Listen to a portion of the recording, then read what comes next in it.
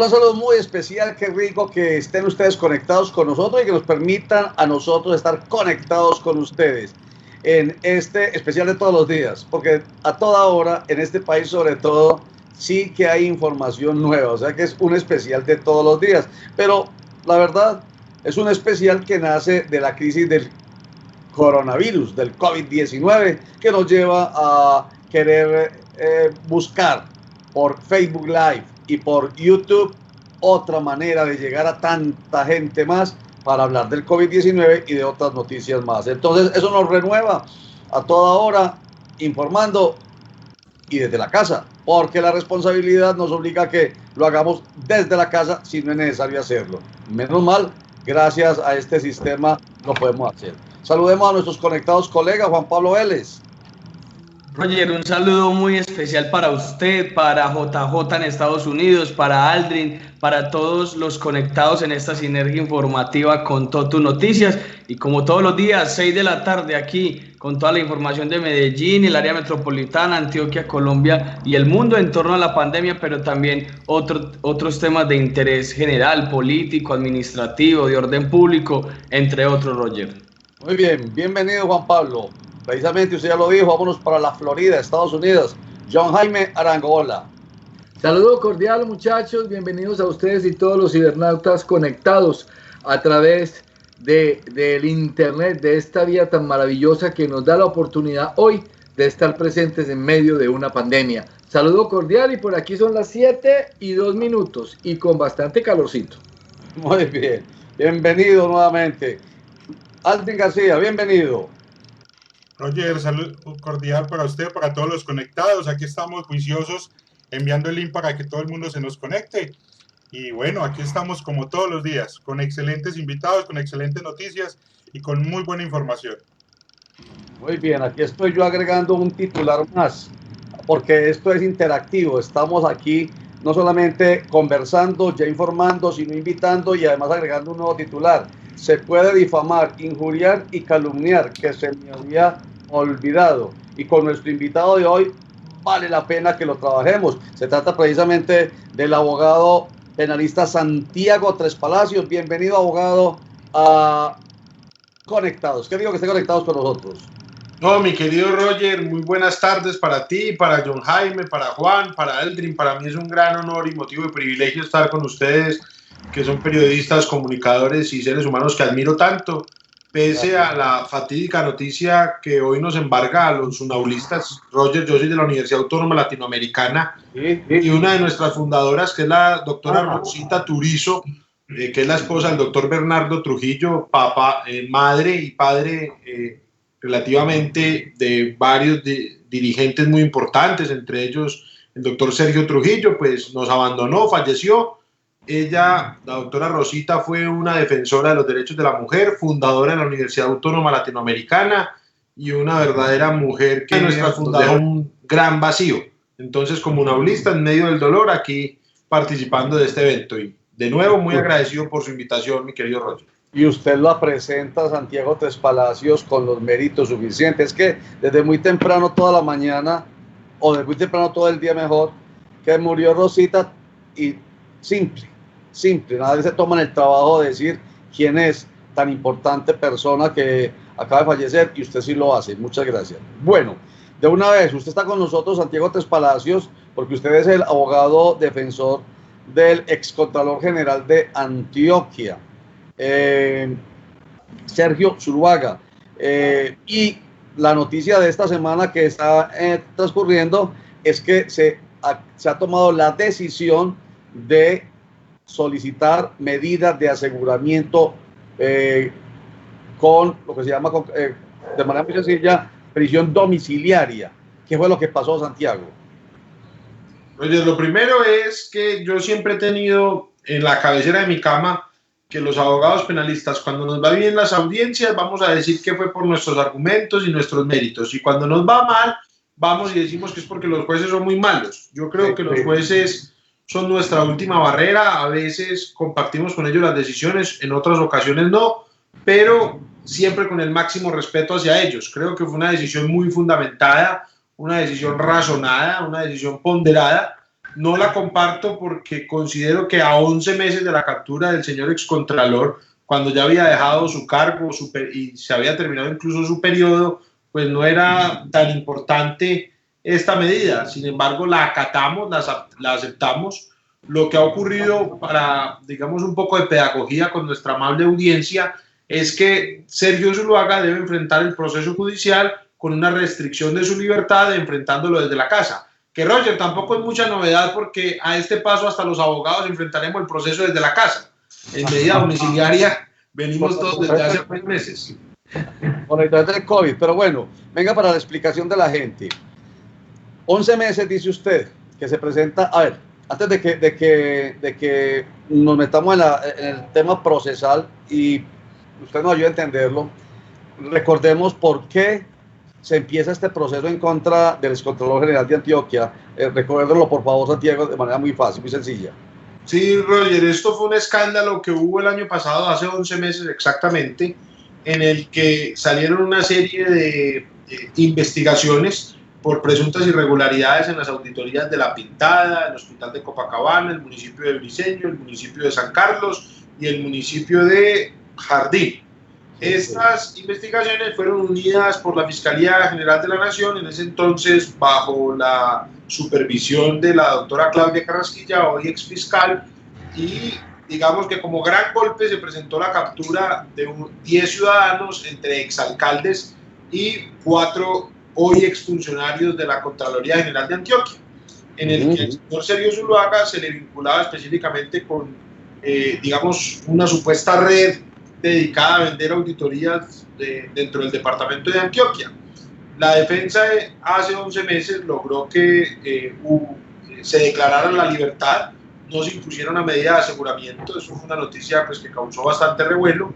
La Fiscalía apeló, después brevemente hubo una nulidad de todo esto, volvieron a tomar la decisión, nos volvieron a dejar en libertad, después volvió a apelar la Fiscalía y tras, digamos, el COVID que ha venido aplazando las diligencias, la señora jueza 30 penal del circuito con funciones de control de garantías para este caso decidió restringir la libertad de los funcionarios de la Contraloría en centros carcelarios y del señor excontralor de Antioquia, Sergio Zuluaga, en su residencia, es decir, en su casa. Esto de manera cautelar. No es una sentencia, no es una decisión definitiva, es enfrentar el proceso con una restricción de la libertad. Cautelar tiene que ver con los 3 aspectos que se consideran fundamentales a la hora de un juez tomar la decisión de dictar una medida de aseguramiento, o sea, que sea un peligro para la víctima, para la sociedad, que obstruya la investigación o que la tercera sería se pueda escapar. Tiene que ver la medida cautelar con los 3 aspectos. Sí, muy bien, Roger, eso es muy preciso, tiene que satisfacerse alguno de los 3 fines constitucionales. En este caso, la jueza consideró que no existía el riesgo de obstrucción, tampoco el riesgo de no comparecencia, que el riesgo que se satisfacía era el de peligro para la sociedad, que hay que decirlo francamente, es el riesgo más abstracto de todos. Porque pues, obviamente siempre que estemos juzgando un delito, esa persona, en caso de que sea culpable, es un peligro para la sociedad. Entonces todas las personas que estuvieran siendo investigadas deberían ser privadas de la libertad. Yo tengo muchas reservas constitucionales respecto a esto, incluso no aparece en los tratados internacionales esa causal, pero vuelvo y repito, Roger, hay que aceptar las decisiones de los jueces cuando no nos son favorables, con la esperanza de que cuando nos sean favorables los demás nos la respeten. Pero Santiago, entonces, ¿qué es lo que sigue en el proceso? Porque es que usted me dice de que la Fiscalía apeló varias veces la decisión. ¿Cómo fue el tema? Sí, la Fiscalía en este momento, J, debe presentar un documento que se conoce como escrito de acusación, que es en el cual resume jurídicamente los hechos jurídicamente relevantes y ya nos dice cuáles son las pretensiones punitivas que tienen. Esto estaremos esperando que entreguen el escrito para defendernos. Esto apenas comienza. Obviamente, pues esto es como un zombie, un muerto viviente. Nos reviven un caso ya antiguo y las personas que viven del sensacionalismo jurídico salen a celebrar como si eso tuviese algún mérito.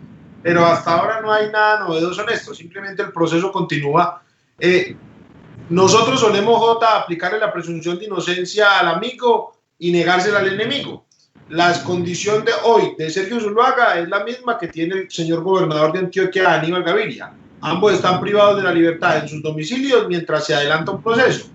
Sí. Con ambas yo estoy en contra. A mí lo que me parece curioso es que haya personas que estén en contra de la del señor gobernador y que estén a favor de la del señor Sergio. O sea que las garantías son cuestión de olfato político, parece, ¿no? A propósito de ese tema de sensacionalismo, doctor Tres Palacios, pues estos casos es donde muchos políticos aprovechan y hacen su tema populista. Lo digo porque se está diciendo que es que el señor excontralor Sergio Zuluaga Peña va a hacer su prisión domiciliaria, pues de acuerdo a la decisión de las autoridades, en una casa muy lujosa de miles de millones de pesos. Entonces, sería bueno aclarar el tema. Santiago, es que eso suena muy charro. Entonces, Santiago, voy a ajustarle la pregunta o el comentario a Juan Pablo Vélez con esta ñapita para que usted la agregue. Entonces, también debe haber en el Código de Procedimiento Penal un inciso, un parágrafo que diga que entonces tiene que ser en casa pobre, permítame la expresión, en casa de 50 por 50 o en casa de 40 por 40, no puede ser en la casa del propio imputado, que es el caso específico, para poder responder a esa inquietud.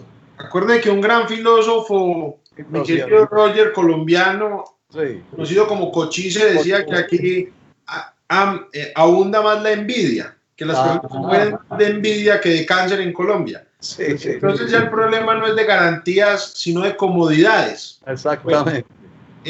Yo le tengo que decir varias cosas. Yo estoy muy contento en mi interior político, como ciudadano que tengo derecho a hacer opiniones políticas también, a que en las pasadas votaciones hayan sido vencidos aquellos que hacen de las desgracias judiciales su fortín político. Quedó demostrado que la ciudadanía no gusta de personas que hacen un escándalo y un espectáculo alrededor de las desgracias, porque entiéndame, un proceso penal son dos desgracias. La desgracia de la supuesta víctima, pues que imagínense tuvo un delito en su contra, y la desgracia del procesado que tendrá un proceso en su contra. Estas personas ya han sido derrotadas en las urnas y ellos quieren pues reencaucharse cada que hay una noticia de estas. Yo creo que no hay que prestarles atención. Donde el señor Sergio Zuluaga tenga la restricción de la libertad será en su domicilio. Yo no soy un puto evaluador para venir a decirle a usted cuánto vale la casa, si es muy bonita o es muy fea. Y ustedes ya lo comprobaron, y todos, yo creo que nuestra audiencia lo comprobó. Una domiciliaria, por cómoda que sea, es insoportable. Claro, salir a la hora que sea. Yo ya estaba mirando por la ventana. Por eso me refiero al tema del populismo. Menos mal se nos presenta el COVID para que la gente entienda que estar encerrado es ya una situación bastante estresante. Produce estrés, produce angustia, produce depresión y puede llevar hasta el suicidio. Pero muy especial lo que suena, incluso me suena pues un poco irónico, pero maravilloso lo que usted plantea. Lástima no poder decir nombres, o sí poderlos decir, o mejor que cada quien se los imagine, pero es precisamente el manejo, ahí sí la palabra de Juan Pablo, populista de algunos que se hierguen socialmente como los caudillos, como los grandes defensores de causas. La causa que hoy es la que me conviene política o politiqueramente, que mañana posiblemente sea otra causa distinta, para poderme ganar un montón de adeptos. En eso consiste ese populismo. Y el populismo tiende a ser, para el caso específico de lo que estamos hablando, tiende a ser no solamente populismo político, sino populismo punitivo, en el que los medios de comunicación también jugamos un papel bien importante, porque esas presiones sociales y esas presiones de los medios de comunicación son las que llevan muchas veces a la justicia a tomar ciertas decisiones con base en el cumplimiento de ese populismo punitivo es la que iba a decir. John Jaime. Yo estoy en otro país, entonces yo lo puedo decir. No, verdad, es que Bernardo Alejandro Guerra se ha caracterizado por aprovechar y vivir de las desgracias. Y si usted como abogado defensor, doctor Santiago, lo ha vivido, que Bernardo Alejandro lo señala el abogado, y no solamente en este caso, sino en muchos casos, porque es que un abogado defensor dentro de su oficio está en eso, defender, y tiene que demostrar la inocencia de las personas. Ahora, lo que está pasando con este caso, están pegados todos esos vampiros que gozan de la desgracia de las demás personas. Hombre, yo pienso de que la justicia en Colombia dirá, y obviamente, digo yo, se dará la oportunidad de que el doctor Santiago Tres Palacios, pues, en su sabiduría legal, pues, logre sacar el proceso. Pero mi pregunta más, muy importante en este sentido, la pregunta mía es, ¿esto cuánto tiempo lleva, doctor? ¿Cuánto le falta a esto?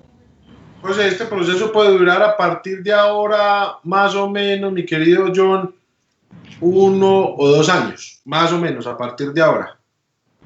Que demuestra la demora, estos son procesos muy lentos y es la construcción racional de la verdad. La ciudadanía quisiera juzgar de inmediato.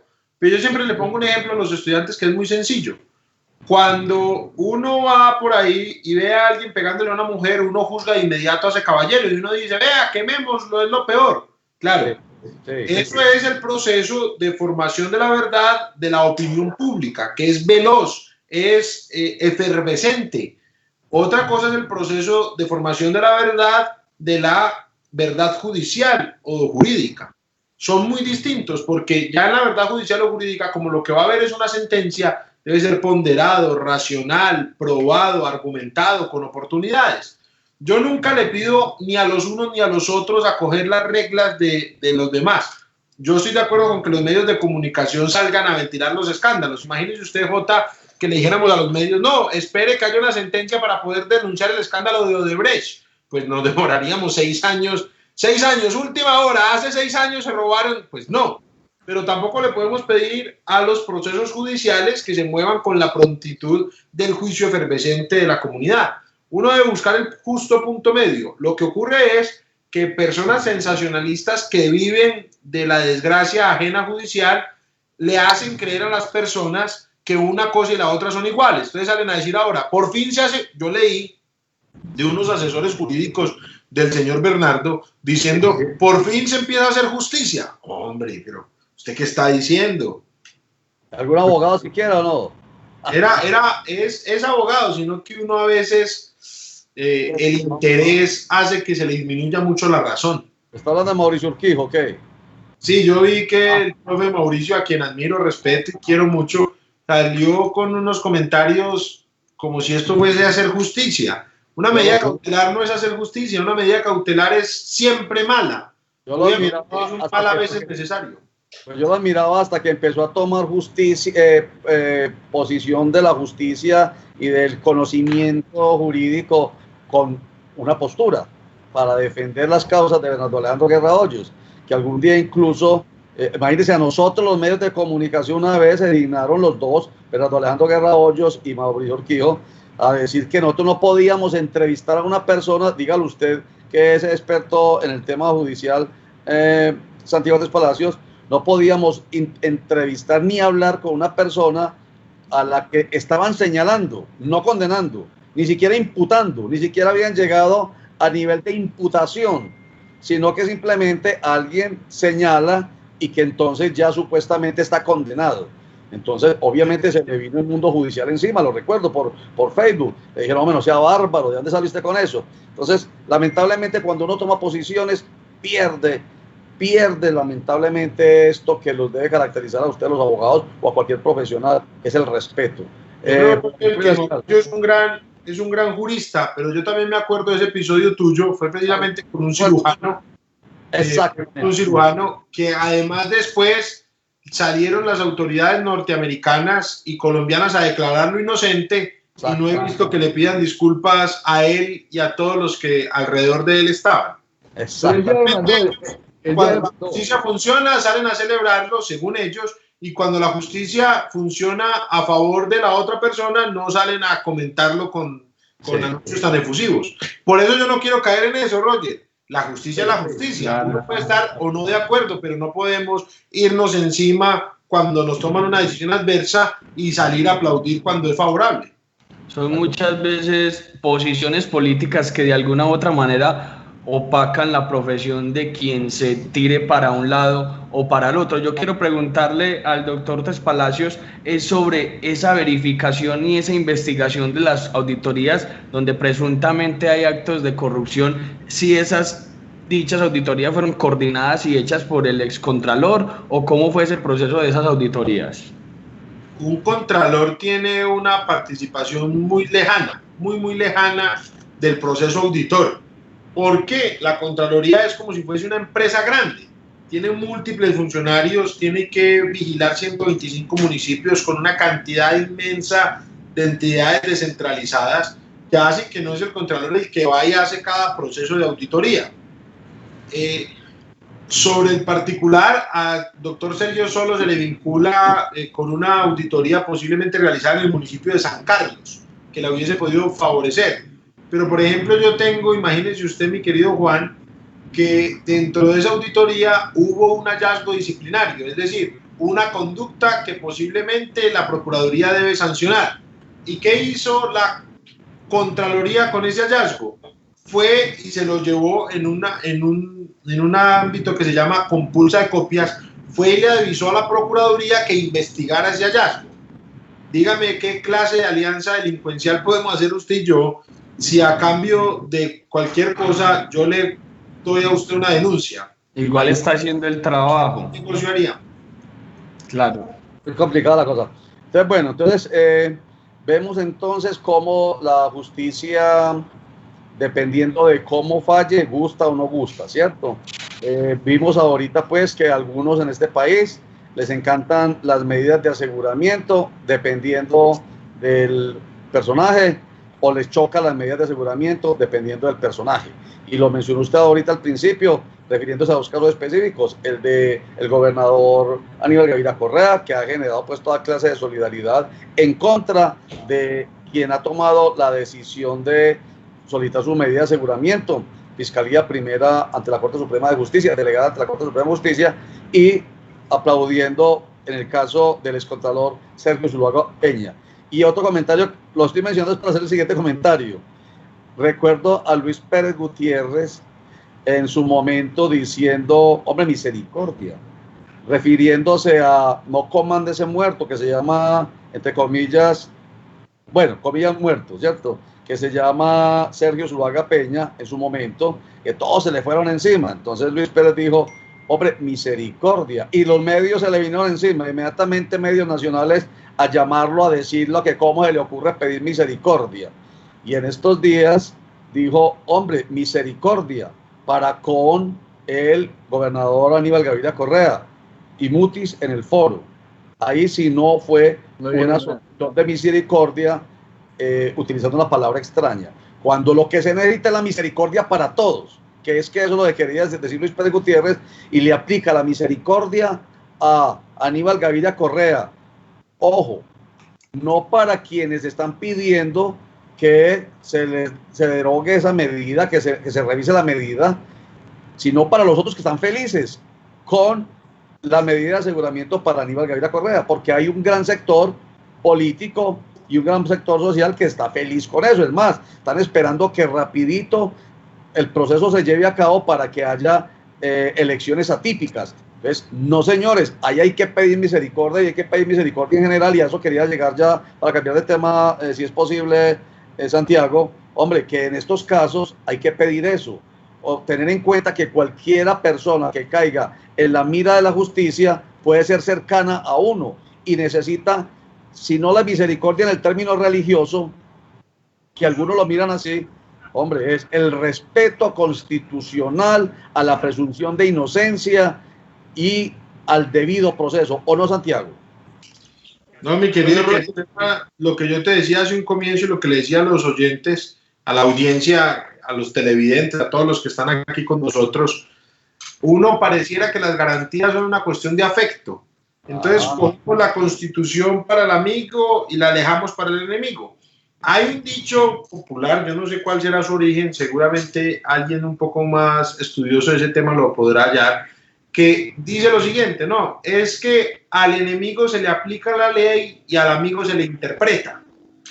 Eso es lo mismo. Entonces, ya todos son constitucionalistas, garantistas defensores de la presunción de inocencia cuando es de un caso sobre el cual tienen cierta afinidad, y cuando no, pues, ay, que por fin se hizo justicia.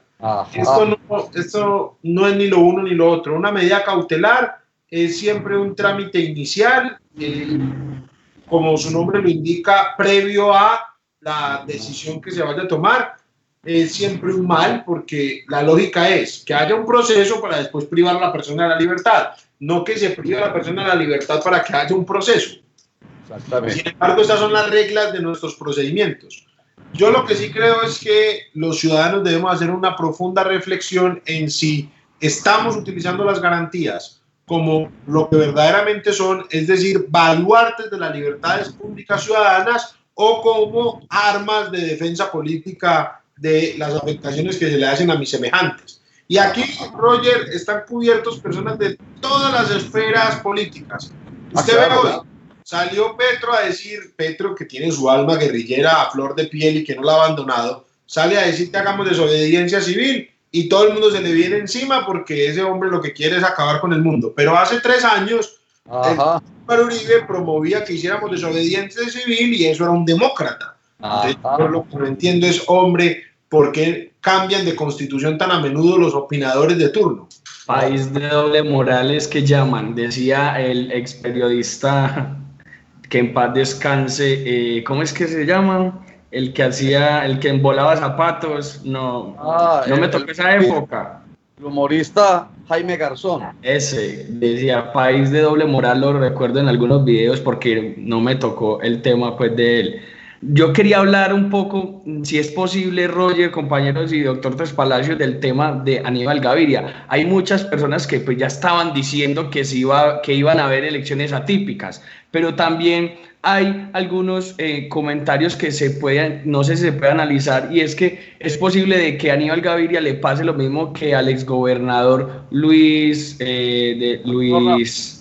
Alfredo Ramos, de que quede en una posición subyúdice. ¿Eso es posible o no? Vea lo que va. Yo le apuesto a usted 1000-1. Mire, Santiago, sí. Mire el numerito. ¿Esto qué 6 es? años. 6 años. 6 años en esa situación subyúdice. Adelante, Santiago. No, yo le apuesto a usted, Juan, 1000-1. Ponga usted el monto y apostamos a que en los próximos días el señor Aníbal Gaviria quedará en libertad. Porque además esto es una abominación jurídica, eso es una defecio. Este fiscal, mejor dicho, el único feliz con este fiscal es Néstor Humberto Martínez, porque este fiscal lo está haciendo quedar bien. Néstor Humberto Martínez quedó como un genio al lado de este señor. Un rey, es un rey. un rey. Sobre todo esos viajes a San Andrés, pero bueno, eso dejémoslo quieto. Entonces, bueno, ¿usted cree que la decisión que se iba a tomar por parte de la Corte Suprema de Justicia en estos días, hasta cuándo tiene tiempo finalmente la Corte Suprema de Justicia de declarar la nulidad de esa medida adoptada contra Aníbal Gaviria Correa, Santiago? Mi querido Roger, los términos son para nosotros los litigantes. Los magistrados se toman el término que ellos deseen, según la ley 600 de 2000, que es el estatuto procesal a través del cual se rige esto. Tienen 5 días. Ayer. Pero los términos son para nosotros. Si un litigante presenta un minuto tarde un memorial, no nos despachan. Pero los jueces no, porque, Roger, lo decía un texto muy bello que se llama Martín Fierro, de la literatura gaucha, un personaje que se llama El Moreno, y El Moreno dice: la ley es como el cuchillo, nunca hiere a quien la maneja. Por ahí dice mi abuela que la ley es para los bobos, y me disculpan la expresión. Santiago, una pregunta y cambiando de tema. Es que en este programa ha habido una amplia discusión y sobre todo hemos tratado de buscar como una respuesta a todos estos expertos de Internet que salen a despotricar, y entonces uno no sabe, ¿existe alguna ley, alguna norma, alguna forma en la cual uno pueda evitar que ese tipo de personas hagan hacer esos comentarios, o alguna forma legal para impedir que ellos avancen en ese tema de la injuria y la calumnia? No, infortunadamente, mi querido J, no. Y lo malo es el precedente que se va dejando. Cada día hay más calumniadores e injuriadores de oficio. y algunos se encubren en investigadores periodísticos y otros en que tienen medios de comunicación, porque ya un medio de comunicación lo tiene cualquiera. Entonces yo monto un blog, por ejemplo, y me dedico a difamar a Jota, y pues esto es la labor informativa que yo hago. Yo soy periodista y como el periodismo es una actividad liberal, pues yo la ejerzo y ya, pues ¿quién me dice que no? Y puedo ir diciendo lo que pueda ir diciendo, y lo que le dicen a la persona es, no, vaya y ponga una acción de tanto tiempo y tantas circunstancias, pero hombre, es que uno solo tiene un buen nombre.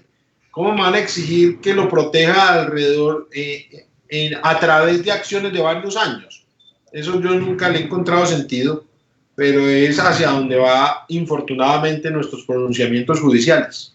Los precedentes, usted lo va diciendo muy claro, a veces estoy aquí mirando, pero bueno, es que ya la persona que ha venido llevando a cabo, realizando en YouTube la serie Matarife, tiene todo el respaldo constitucional y legal, porque no hay ninguna difamación, ninguna injuria, ninguna calumnia al decirle a Álvaro Uribe Vélez la cantidad de señalamientos, calumnias, que la calumnia tiene que ver con imputación de delitos, sea paramilitar. ¿Ser paramilitar es un delito o no? Entonces hay una calumnia. O si es usted secuestrador, o decirle a usted narcotraficante, que son delitos tipificados en nuestro Código Penal. Entonces ahí es cuando se habla de calumnia, porque no solamente le están deshonrando, sino que además están diciendo usted es este tipo de delincuente. Entonces ya eso se puede, porque acabamos de saber que eso tiene que ver con la libertad de prensa, y eso no se puede atajar, Santiago. No, esto es un desastre absoluto. Lo malo es que ha habido muchos pronunciamientos contradictorios por parte de nuestra jurisprudencia. Entonces, cada caso específico hay que analizarlo con detalle, con lupa y tomarlo con pinzas. Pero específicamente para el caso de Matarife, a mí me parece esto un fallo muy infortunado. Porque, hombre, es que está bien uno tener diferencias políticas con un ciudadano. Uno decir que tal presidente no me representa, que no estoy de acuerdo con él, que fue irresponsable en tal y tal aspecto. Y otra cosa es decir que ha sido un genocida, con no sé cuántos muertos, que es un sicario, que ha matado, que, hombre, uno tiene que tener una frontera. Y no podemos decir, es que hay otras acciones para defender esto, y son acciones que tardan años. Hombre, no. Una acción de tutela que por lo menos diga, muéstreme usted, acredite usted la fuente de tales y tales comentarios. Porque lo que se ha dicho en ese programa sí es horrendo, sin yo tenerme que declarar como uribista ni como antiuribista, porque a eso le tienen que declarar los que viven del mundo electoral. Yo sí creo que el buen nombre tiene que ser un patrimonio muy defendido en nuestras estructuras sociales, porque lo que va creando esto es una posible extralimitación, que ya cualquiera puede ir diciendo de mí cualquier cosa. Y obviamente cuando lo están diciendo del señor expresidente, pues todos aplaudimos como focas. Pero bueno, y cuando vengan aquí a tocar la puerta de la difamación de nuestra casa y vengan a decir que nosotros somos X o Y cosa, con base en quién sabe qué, pues ¿cómo nos vamos a defender si aplaudimos cuando se le hacía esto a nuestro contrario? Yo le hago una pregunta, doctor Santiago, y perdóname, Juan Pablo. Dale, Jota. El causante de todo este asunto puede ser de pronto la reserva de la fuente que tienen los periodistas. No, la reserva de la fuente es una garantía importante. Aquí el problema, lo voy a resumir claramente. Para la calumnia y la injuria hay algo que se llama la exceptio veritatis. ¿Qué es la exceptio veritatis? Que cuando usted dice la verdad, no está causando un perjuicio del buen nombre, porque buen nombre no había. Cuando la persona descuida su buen nombre y se dedica a delinquir, yo puedo decir que es un delincuente porque estoy diciendo la verdad. Y aunque pueda haber aparentemente una restricción del buen nombre, esa restricción es jurídica porque fue esa persona la que se encargó de autodenigrarse. Si usted va a hacer unas cositas, J, y tenemos unas cámaras de que usted robó unas cositas, yo puedo ir a salir a decir el ladrón profesional J. Como cuando yo hace un momento le he dicho a ustedes, es que Petro tiene su alma de guerrillero. Yo ahí no lo estoy denigrando, ni calumniando, ni injuriando, porque él es un guerrillero que tomó un camino de acción social, pero es un guerrillero, pero fue un guerrillero. Entonces yo puedo decir, él continúa con su alma de guerrillero. Eso es la exceptio veritatis. Si a mí Petro me pusiera una acción judicial, yo voy a acredito que él perteneció al M19, que él salió y que todo esto que estoy diciendo es verídico. Aunque podría decir Santiago, un momentico, yo hoy no soy un guerrillero. Y tiene toda la razón. Porque se desmovilizó, ¿cierto? Él se desmovilizó. Sí, pero por eso no se refería a su alma, que es un objeto inmutable que yo percibo en el espíritu. No estoy viendo que él sea, sino que su alma es. Pero tengo un elemento de la exceptio veritatis. Ahora, ¿qué ocurre? Cuando estamos en una tutela, lo único que tiene que acreditar el periodista es que ha hecho un esfuerzo para tener la información. Entonces, ¿qué hacen estos periodistas? Muestran informes de Wikipedia, sentencias que dicen otra cosa, muestra que entrevistaron a yo no sé quién y dice que hicieron esfuerzos para llegar a la exceptio veritatis. Mientras que lo que deberían mostrar es rigurosidad dentro de su investigación, no cualquier acto investigativo. En estos días, un periodista salió a hablar del hijo de Vicky Dávila y cuando le cayó todo el mundo encima por haber mencionado al hijo, salió y dijo, no, es que yo esto lo vi en Wikipedia. Hombre, ¿cómo así que usted lo vio en Wikipedia? Sí. Oiga, esta belleza demuestre lo que usted está diciendo de manera injuriosa y calumniosa contra alguien. Y entonces llega otra cantidad de injurias y calumnias de las redes sociales. Y entonces el juez llega y mira, vea, es que aquí están diciendo lo mismo. No llega a la certeza rigurosa de decir si realmente esos otros a los que está recurriendo la persona a la que le está solicitando el material probatorio, si realmente también fueron rigurosos como está planteando Santiago. No, simplemente usted puede tranquilamente hoy en día, J. Jaime, probar que lo que usted dice lo dijeron otros injuriosos y calumniosos como ustedes, y con eso el juez tiene. O sea, el precedente es gravísimo, es absolutamente grave. No obstante, la cantidad de sentencias que existen, que conozco que son varias las sentencias sobre esa colisión de derechos, el derecho fundamental a la libertad de expresión de prensa y de opinión versus derecho fundamental a la honra, al buen nombre, a la defensa, ¿cómo llamas? El proceso, el debido proceso, etcétera. Porque no hay prevalencia de uno sobre otro, hay que ponderar, palabra que he utilizado varias veces Santiago acá. ¿Cuál es la ponderación que hace el juez para demostrar cuál derecho está por encima del otro? A sabiendas de que existe un derecho constitucional bien importante, o más bien un artículo constitucional, creo que es el 95, Santiago, el 95, que dice, ojo, que usted tiene derechos, pero también tiene responsabilidades, como decían las viejitas, los abuelitos. Mis derechos y mis libertades van hasta donde empiezan los derechos y sus libertades, y eso está en el artículo 95 de la Constitución Política de Colombia. O sea, mejor dicho, vuelvo con la palabra, apocalipsis judicial. Sí, señores. En fin, Santiago. Dos apuntes ahí.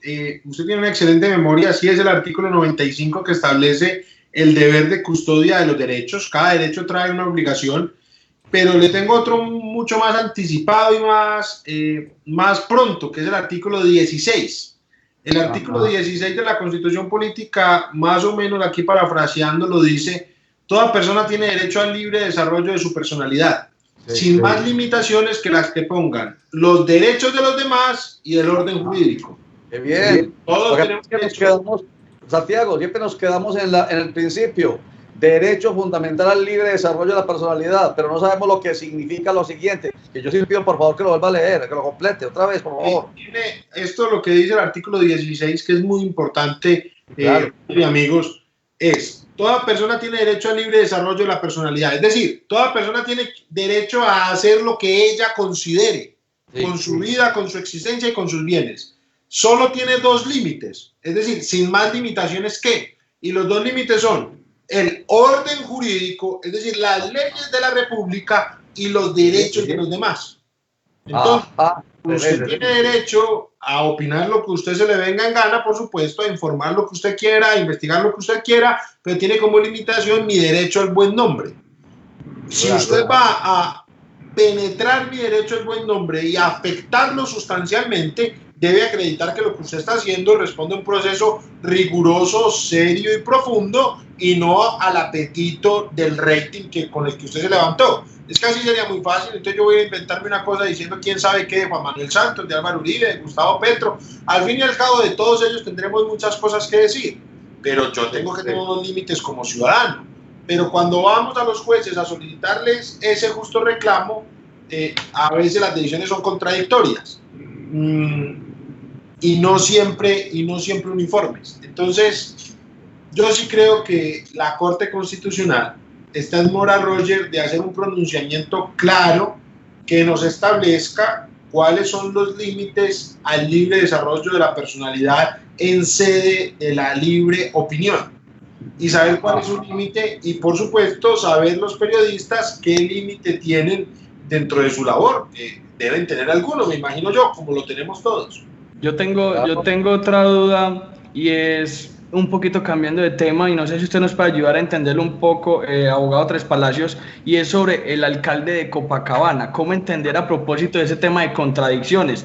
Pues un día salen las autoridades y le dicen está suspendido sin notificarle a él personalmente durante 3 meses, pero 8 días después dicen no, vuelva a su cargo, que usted no hizo nada. Entonces, ¿cómo entender esas contradicciones de las autoridades, abogado? Sí, Juan, el caso no conozco el expediente, conozco el caso por los medios de comunicación. Lo que entiendo es que hubo una medida cautelar y que después se levantó. Eso es, de hecho a mí eso no me molesta, Juan, eso es lo bueno. La Procuraduría ahí está reconociendo, vea, lo suspendimos a usted porque lo que estaban diciendo es muy grave. Durante esta semana llegaron tales documentos que demuestran que no. Pues yo cómo lo va a mantener a usted suspendido, pues como para honrar mi palabra de hace una semana. Señor, disculpe, vuelva a su cargo. Y eso disminuye mucho los daños que se pueden causar. Imagínense, yo le pongo un ejemplo, Juan, ¿qué preferiríamos? Que dentro de 3 años le digan al gobernador Aníbal Gaviria, ay sí, qué pena, vuelva a su cargo. Y ya con otro gobernador montado y ya el periodo terminado, o que la Corte llegue y diga, oiga, Fiscalía, ustedes se excedieron, esto fue sin medir ningún fin constitucional, esto es una abominación jurídica, señor gobernador, disculpe y vuelva a su cargo. Imagínense usted lo de Luis Alfredo Ramos, se le tiraron la vida política y después de arruinar su vida política, salen y le dicen, quede libre, que todavía no hay mérito para que esté privado de la libertad. ¿Cómo se nos ocurre eso en un país serio, hombre? ¿Cómo podemos volver nosotros a mirar la cara de un señor que estuvo 6 años encarcelado, que no era cualquiera, era el próximo presidente de Colombia, gústele al que le guste, o por lo menos el más opcionado en esa partida, y salimos a decirle, ahora sí recobre su libertad, enfermo, desprestigiado y sin ninguna carrera política que hacer? Y, ay, disculpe, no hay tanto mérito. Hombre, eso es una desfachatez. Es que no podemos seguir abusando de las medidas cautelares. Claro. Una precisión, no 6 años preso, sino 6 años en el proceso. Como 2 años. Como 2 años. Tiene usted razón, Roger. Pero está preso además de la circunstancia que cuenta, claro. Nosotros tenemos que reflexionar más sobre un concepto muy importante que es la pena de banquillo. ¿Qué es la pena de banquillo? Es la pena que significa el estar sentado en la silla de los acusados, ocurra lo que ocurra. Esperando. Claro, pues imagínese que usted aquí saliera a decir, Santiago, ¿cómo va con su proceso ese de la violación? Uy, imagínese esa desfachatez. Eso ya sería suficiente pena para uno. El doctor Luis Alfredo ha estado 6 años subjudice, pero privado de la libertad. ¿Cuánto tiempo estuvo, Roger? ¿No tiene usted ahí por ahí un dato? Creo como 2 años, creo. No estoy bien seguro, pero como 2 años. Más. Ahorita buscamos. Yo creo que 3. Pero lo más importante fue la época, acuérdese usted, en la que lo privaron de la libertad. No solo la duración, sino la oportunidad. Exactamente. Porque era el momento en el que se estaban configurando las listas para las elecciones. Exactamente. Y con grandes posibilidades de él ser primero el representante como candidato del Partido Centro Democrático con mayor opción, y después como candidato único con gran opción de ser presidente. Yo lo digo con absoluta franqueza, Juan Manuel Santos no le hubiera ganado a Luis Alfredo Ramos. Le ganó a Oscar con harto esfuerzo, al pobre Oscar, que yo creo que hasta un personero de colegio le hubiera ganado. Con ese tigre no hubiera podido. Muy bien. Hombre, Santiago Tres Palacios, pues hombre, qué rico. Y vamos a conversar nomás 15 minutos. Y vea.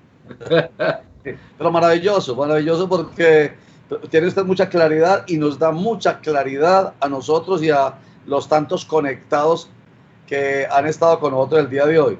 Mucha claridad, y yo sí le voy a pedir como, a ver, una especie de reflexión final, como de conclusión, a ver si de pronto se nos queda ahí, patinando en la mente y en el alma. A propósito de todo esto, Santiago. Roger, tenemos siempre que defender las garantías ajenas, no porque nosotros seamos monjes de la caridad que queremos ganar beneplácitos en la otra vida, sino con la esperanza de que cuando vengan a afectar las nuestras, haya quien las defienda. Por eso es que sin importar el ámbito político, el escenario en el cual participemos, el bando al que pertenezcamos, la constitución política tiene que demostrarse vigente una y otra vez, pero bajo una sola verdad y certeza, mi querido Roger. Por infortunadas que consideremos las decisiones de los jueces, somos afortunados de tener jueces. Ah, sí. Eso es cierto. A pesar de que sean infortunadas, ¿qué tal puede ser un país totalitario donde no hay jueces? Las decisiones son verticales. No hay oportunidad a defensa alguna. No hay oportunidad a proceso debido. No hay oportunidad a que me presuman inocente. Simplemente señalado y listo. Entonces, como dice por ahí, como la democracia nuestra, no perfecta, pero gracias a Dios democracia. En justicia podemos decir lo mismo. Justicia no perfecta, pero gracias a Dios, una administración de justicia bajo un ordenamiento jurídico y una constitución que de todas maneras nos da cierta garantía de que puede que se respete. Ay, sonó feo, pero así es. Muy bien. Santiago Tres Palacios, muchas gracias, hombre, muy querido. No, Roger, John, Aldrin, Juan, estoy muy agradecido por la oportunidad de compartir con ustedes. A todos un abrazo, que antes lo decíamos formalmente, pero ya hemos visto lo preciado que era este bien que siempre tuvimos de podernos abrazar. Seguramente algún día lo podremos volver a hacer y estaremos ya físicamente estrechándonos los unos a los otros. Dios los bendiga y muchísimas gracias. Igualmente, doctor Tres Palacios, muchas gracias. Abogado penalista. ¿Te buen tertuliador o no, Santiago Tres Palacios, muchachos? Sí, mire, se nos llevó 48 minutos. Horas he estado con él en Bogotá en algún momento, estuve hace 2 años, estábamos hablando de eso. Con él me senté una vez a hablar a las 7 de la noche y era a la 1 de la mañana y me faltaba tema. Sí, claro. Y sabe mucho y es un buen amigo y como penalista, excelente. Uno tiene que tener un buen abogado penalista en su vida, Roger, yo. Pero vea, yo la planteo hace unos días, nos sentamos a conversar desde las 10:30 de la mañana y yo pensé que se habían ido a las 7:30 u 8 de la noche. Se fueron a las 11 de la noche. O sea, casi 12 horas, bla, bla, bla, bla, bla, bla, bla, bla, bla. Maravilloso. Bueno, lejitos, a metros, a metros, sí, a metros, a metros. Muy bien. Muchachos, entonces vamos redondeando, pero muy buenos los temas, ¿o no? Maravilloso. Claro, era necesario, Roger, claro, era muy necesario, muy pedagógico, muy de plastilina, porque pues muchas veces en los temas de derecho son muy técnicos, a veces para explicar los abogados, que uno a veces queda como, uy, ¿qué dijo? No entendimos, pero creo que el doctor Tres Palacios tuvo una maniobra para explicarnos el tema del contralor, el excontralor, el tema de Aníbal Gaviria, y aunque no conocía el tema del señor de Copacabana, el alcalde Héctor Monsalve, pues trató de hacernos una buena explicación. Y el tema del matarife, y el tema de la libertad de expresión, y en síntesis, la importancia de tener un conocimiento meridiano de lo que a todos los colombianos, no importa cuál sea nuestro estatus político, económico, nuestra raza, nuestro pensamiento ideológico, nada, es esa constitución política que tiene una claridad absoluta de cómo es que deben manejarse las relaciones de esta organización social que se llama Estado Social de Derecho, que llama Colombia. Venga, espere, que es que como así no voy a saludar ya. Acabo de ver a Margot Castaño Quintero dizque viendo este video. ¿Cómo? Saludes a doña Margot. Doña Margot Castaño Quintero, eso a mí me emociona, porque ella me ve por la televisión, me ve por Cosmovisión y por CNC, pero yo no sabía que también a ella le encantaba meterse por estas redes. Ella es, señoras y señores, mi mamá. Hermano. Y la abuela de Juan Pablo. Por ende. Saluda a su abuela, hágame el favor. Por ende es mi abuela. Un saludo muy especial a doña Margot, a la abuela. Qué maravilla. Bueno, madre, qué rico para que aprenda bastante. Bueno, Roger, lo que yo quería decir es que estos temas dan pie a que en el tema educativo se debe generar una reestructuración. Sí. Por ejemplo, en los colegios, ¿por qué no le enseñan a la gente? Usted no puede salir a decirle esto porque esto le puede pasar. Si usted miente en torno a una persona, usted va para la cárcel. Pero nos llenan de sociales, hago un mapita, ¿dónde está Medellín? ¿Dónde está Antioquia? Y pues eso en realidad no nos sirve. Pero si a usted le dicen, vea, usted coge sus redes sociales, porque ya en los colegios, el que no tenga redes sociales está pues echado a la antigua y muy seguramente todos los estudiantes hasta de primaria tienen redes sociales. Entonces, desde pequeños, cógelo. En vez de mostrarle un mapita en sociales decirle, vea, si usted en redes sociales dice esto y esto es mentira, le puede pasar esto. Entonces yo creo que hay un pie para hacer la reestructuración educativa. Ojalá, pero es que imagine que nuestra Constitución Política de 1991 hablaba de una cátedra, la cátedra de democracia. Supuestamente esa cátedra la tienen que estar dando, Juan Pablo, desde la primaria, y la tienen que reforzar en el bachillerato. Yo creo que en cada grado una cátedra de democracia. Yo no sé si la dan o no la dan, pero antes de darle la palabrita para que continúen, para completar ese comentario suyo que me parece muy importante, Juan Pablo, es a los comunicados, bueno, a todos, estamos hablando de todos los colombianos, en la básica primaria, en bachillerato y en la universidad para todas las carreras, pero a los comunicadores, Juan Pablo, deberían darnos siquiera 2 semestres o 3 semestres siquiera, pero no han sido disque de uno, de legislación o cosas así, y eso lo brochean, eso lo dicta cualquiera. Y entonces a nosotros los periodistas sí que nos vendría bien tener siquiera 2 semestres, 3 semestres, 4 semestres, ojalá, de cátedras orientadas al conocimiento de nuestra estructura política, de nuestra estructura de derecho, de nuestra legislación, de nuestra constitución, que tiene que ver con todo. Eso no es cuento de solamente de abogados, así de sencillo, es de todo. Bueno, ojalá. Bueno, muchachos, comentarios que vamos redondeando ya porque son las 53 y nos quedamos con ganas de un montón de temas que teníamos ahí. A ver, Aldrin, usted que Aldrin está ahí, ¿cierto? Sí, Aldrin. Sí, yo estoy aquí. No me han escuchado en todo el rato, pero aquí estoy. Hago un comentario sobre uno de los temas que teníamos previstos, que usted tiene en la punta de la lengua y diga, yo quería mencionar esto, y para que no se quede. Que los temas pendientes, no, Roger, iba a complementar una cosa que le iba a preguntar a Santiago, pero me mordí la lengua, mejor no. De eso, cuando se habla de los medios de comunicación, también la recepción que tiene la persona de la que se habla, y hablo del tema de Alfredo Ramos Maya, que no lo hemos tocado aquí, de sacar de un grupo de periodistas, de un grupo de prensa, porque se hizo un trabajo investigativo sobre un tema de él. Santiago decía ahora que los periodistas empiezan a informarse de Google, de Wikipedia, pero hicimos en Totus Noticias con uno de nuestros columnistas, uno de nuestros escritores, un trabajo de investigar en cuentas claras, en mirar la contratación en el SECOP, donde aparecen los contratistas de él, y eso le molestó a él y por tanto a un colega lo eliminó de un grupo periodístico. Incluso pues gracias a Dios a mí no me eliminó porque nunca he querido estar en el grupo, pero o sea, no lo eliminó porque usted no está ahí. Porque yo no estoy ahí, pero realmente donde yo ya estaba, yo creo que me hubiera eliminado, pero gracias a Dios me eliminaron desde campaña. Ya, señor, JJ.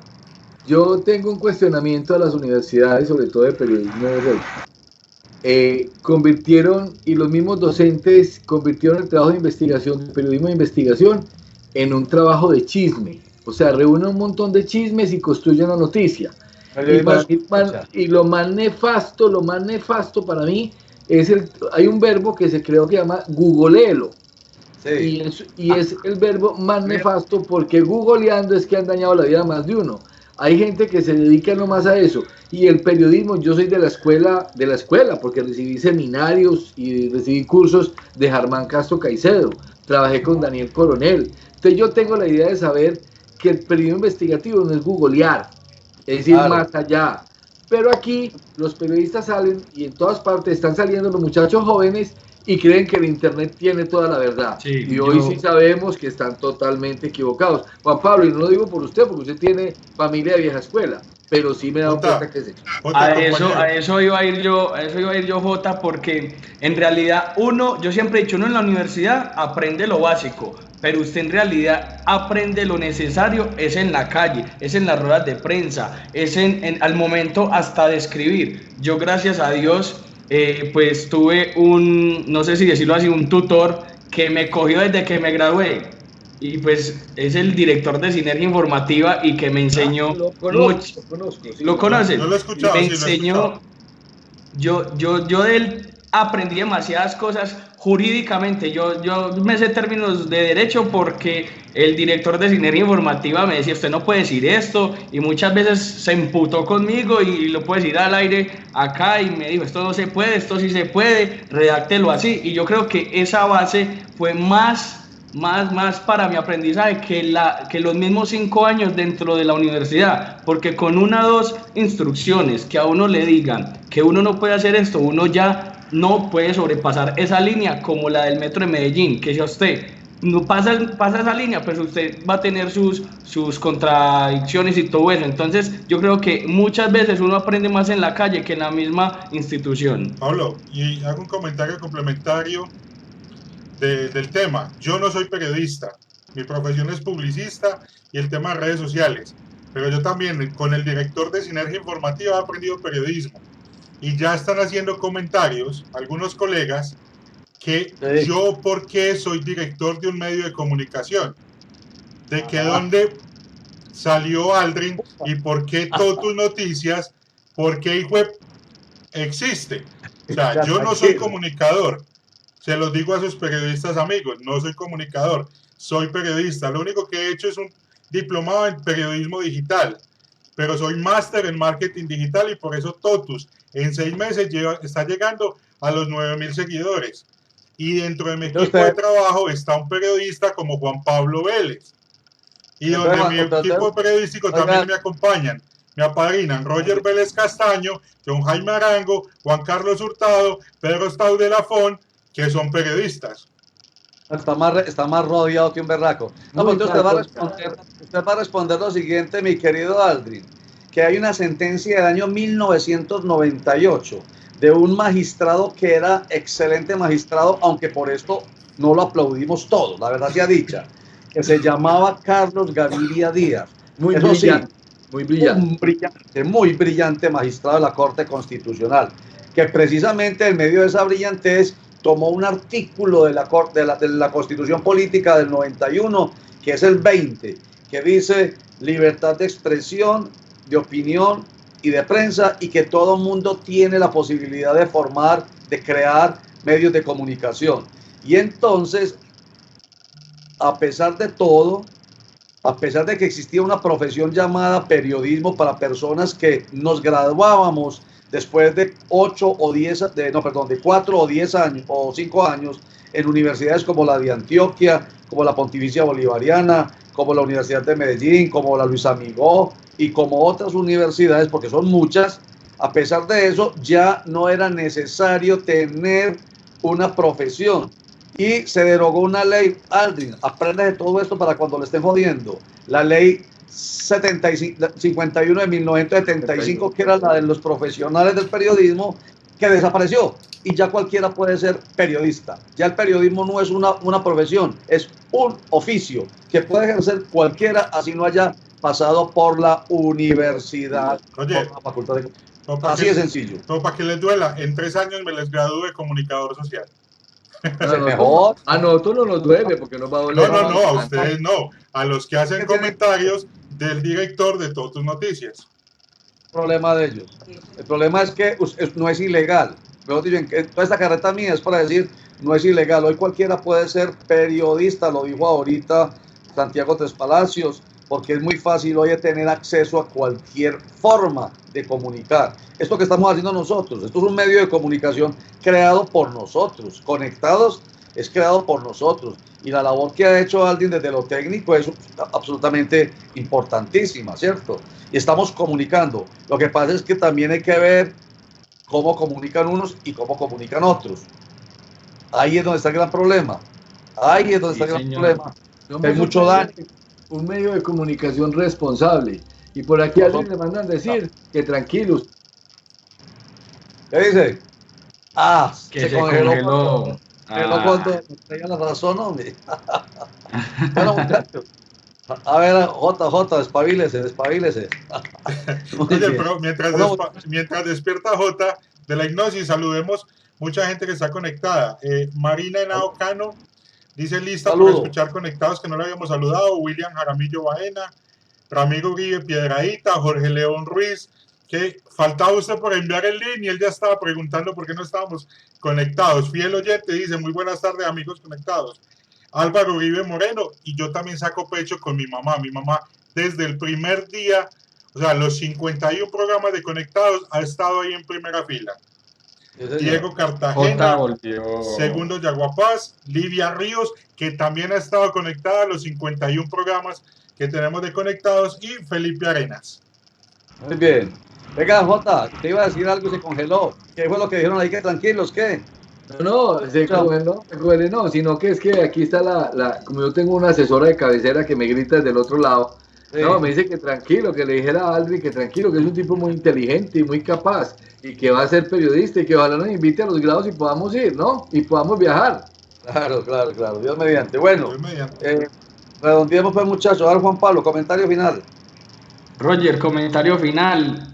Hay que aprender de derecho, hay que aprender de cómo hacer la noticia, el tema de la presunción, del debido proceso. Eso no es carreta, eso es necesario porque uno se va a ver enfrentado en un proceso judicial que hasta uno ni sabrá por qué va a terminar en ese tema. Entonces yo creo que el conocimiento, ¿cómo es que el refrán es? El desconocimiento de la norma no lo exime de la responsabilidad. Entonces hay que ser responsable con lo que se escribe, con lo que se dice, con lo que se piensa, con todo, Roger. Entonces, desearle una feliz noche a todos los conectados y mañana nos vemos, que esta semana va volando, ya está en el día que a usted le gusta, miércoles. Miércoles, porque es víspera de jueves, porque es víspera de viernes, porque es víspera de sábado. Muy bien, gracias Juan Pablo. JJ, comentario. Mi reflexión es que yo pienso que el periodismo debe ir muy de la mano con el derecho y somos unos ignorantes a la hora de dar información cuando estamos nosotros creando noticias, porque nos enseñan cómo es el lead de la información, pero no nos dan el refuerzo en cuanto a la parte legal, qué podemos y no podemos decir. Y recuerden que cuando yo menciono a alguien en una noticia de manera negativa o en un proceso, estoy afectando su buen nombre. Y lo único que tiene la persona es su buen nombre. Así es, señor. Muchas gracias. Aldrin. Roger, yo vuelvo y digo el mensaje de ayer. No sigamos viendo el COVID como unas simples cifras, porque hoy llegamos a 168 fallecidos que se suman a la lista y un total de 4.527 y 4.144 personas contagiadas. Lo digo por la comuna a la que pertenecí toda la vida, que es Robledo. Ya es la número 1 en Medellín, y en Medellín estábamos juiciosos y nos estamos descuidando. Y mañana traer ese tema que nos dejó preocupados de las famosas COVID parties o los famosos fiestas de COVID, que mañana con gusto les compartimos para que no lo sigan haciendo. Muy bien, y yo termino con la expresión que utilicé durante la conversación con Santiago Tres Palacios. Estamos llegando al apocalipsis judicial, pero hay que entender también que así como hay buenos periodistas, hay malos periodistas, como hay buenos carniceros, hay malos carniceros, y hay buenos para unas cosas y malos para otras cosas, porque de eso está hecho el mundo, ¿cierto? De gente idónea, buenísima, y de gente más malita.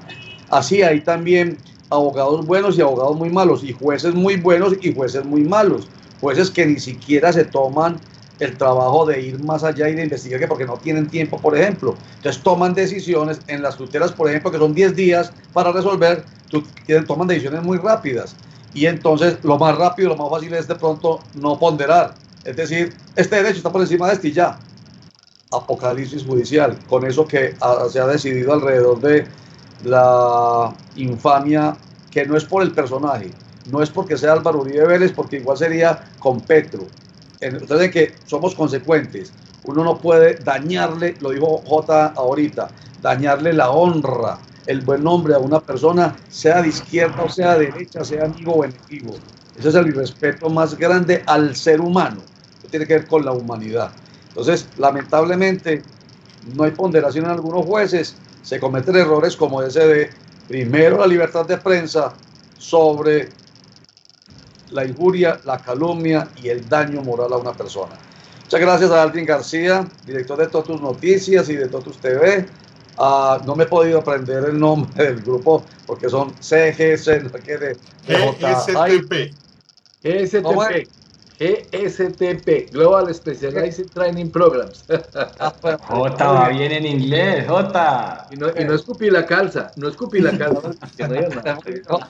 Y a Juan Pablo, director o miembro de Totus Noticias. Director en mi casa. Señor Vélez, director de Sinergia Informativa, qué rico que estemos conectados. ¿Hay alguna reflexión? Sí, señor. Nos quedamos entonces con el padre Antonio Ramírez. Chao y gracias. Como somos seres en relaciones, muchas personas entran en contacto con nosotros. Vienen por diferentes realidades a nuestra vida, negocios, afectos, vínculos familiares, situaciones miles. Hay días buenos, hay días malos, hay momentos en los cuales podemos dar lo mejor de nosotros mismos, pero debemos proponernos siempre de que nadie se vaya de nosotros sin haber aprendido algo, sin haberlo construido, sin hacer lo posible porque sea mejor. No porque seamos maestros, no, al contrario, porque nuestra forma de tratar, nuestra forma de reconocer inclusive los momentos difíciles, el ser capaz de pedir perdón, el poder corregir nuestras actitudes negativas frente a los otros, construye y hace que la otra persona pueda reevaluarse y pueda repensarse también en virtud de sus propios valores.